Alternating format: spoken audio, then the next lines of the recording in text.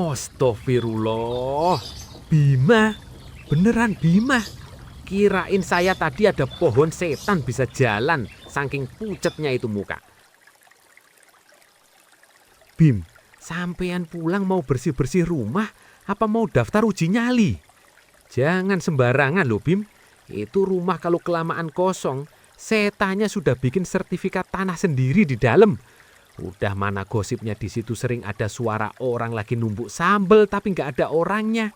Bisa aja Pak Acop. Enggak kok, saya cuma mau ngerawat rumah peninggalan ibu. Sayang kalau dibiarin hancur. Lagian mau kemana lagi saya kalau bukan pulang ke sini?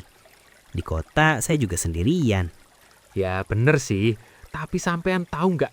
Sejak rumah itu kosong, ayam-ayam warga kalau lewat situ langsung pada hilang semua tanpa jejak. Kalau nanti sampean dengar suara yang enggak, mending sampean lari ke rumah saya. Walaupun rumah saya rada jauh dari situ, tapi minimal saya tanya takut sama bau terasi Mak Ijah yang lebih horor dari pocong. Iya Pak Cop, santai aja. Paling jadi itu ayam-ayam ada yang nyuri Pak. Apalagi ekonomi sulit begini kan? Ya udah Pak Cop, Bima mau balik duluan ya. Nanti keburu malam. Jangan kelamaan di sini, nanti jadi incaran Kunti loh. Iya Bim.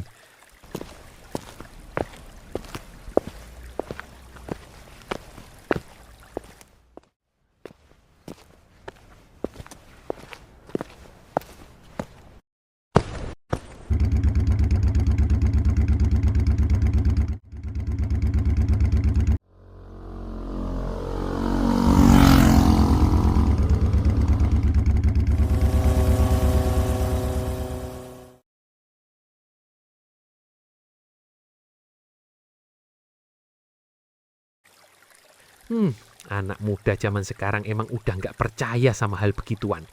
Hadah, ini mana ikannya sih nggak kena-kena dari tadi. Pulang aja lah, minta lauk sama Mak Ijah di warung.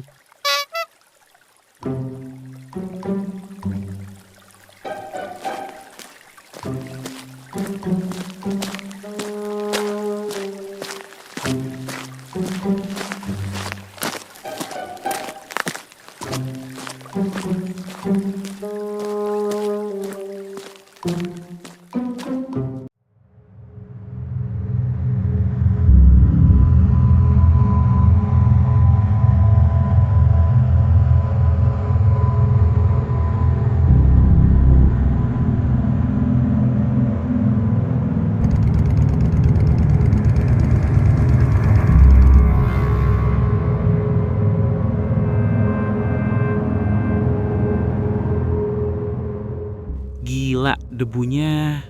Udah berapa tahun coba rumah ini nggak kena sapu? Bisa jadi fosil gue kalau kelamaan di sini.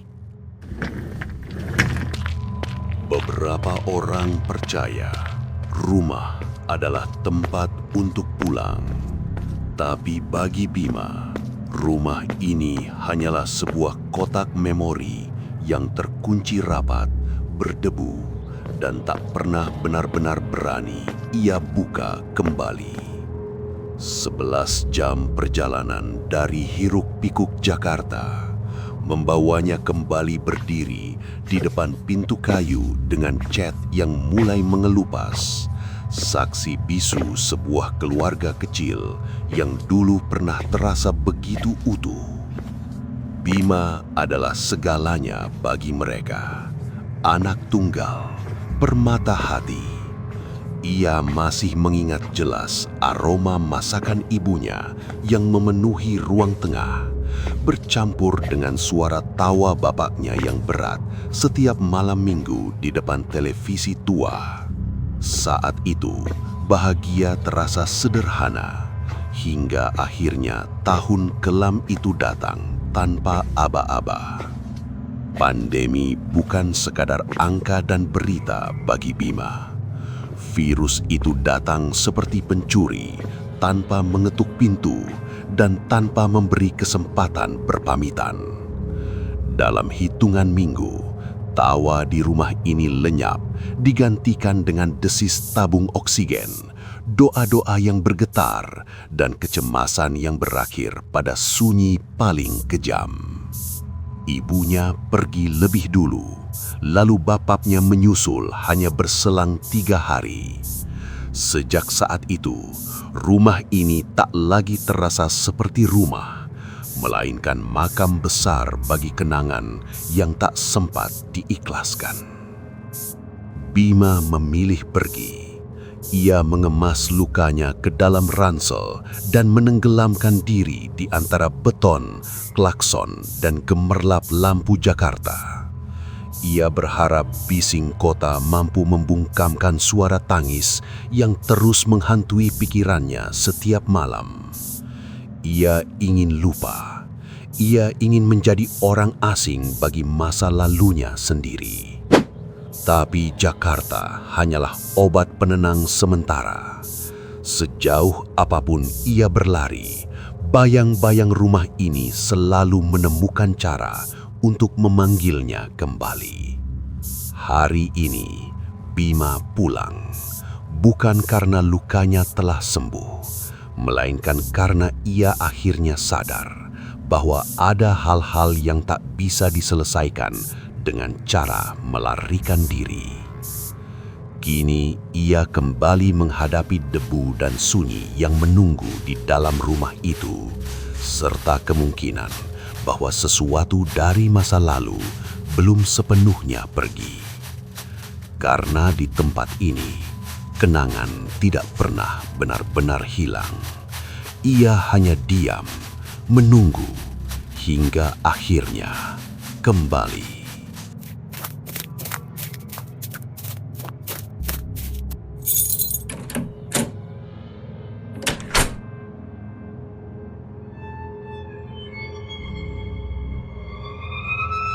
Ingat banget dulu, gue sering dimarahin ibu gara-gara main bola di dalam sini.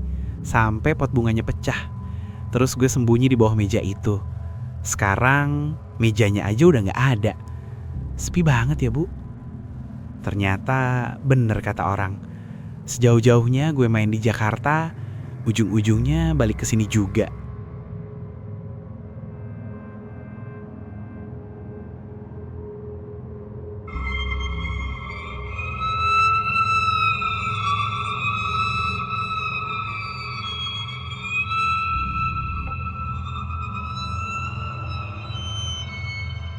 Nah, ini dia, cermin kesayangan ibu.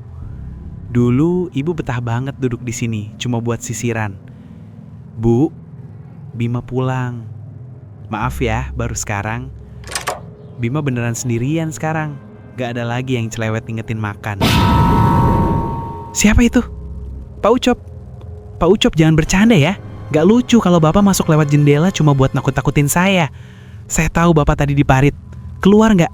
Saya gak main-main. Ini rumah orang tua saya. Jangan macem-macem ya.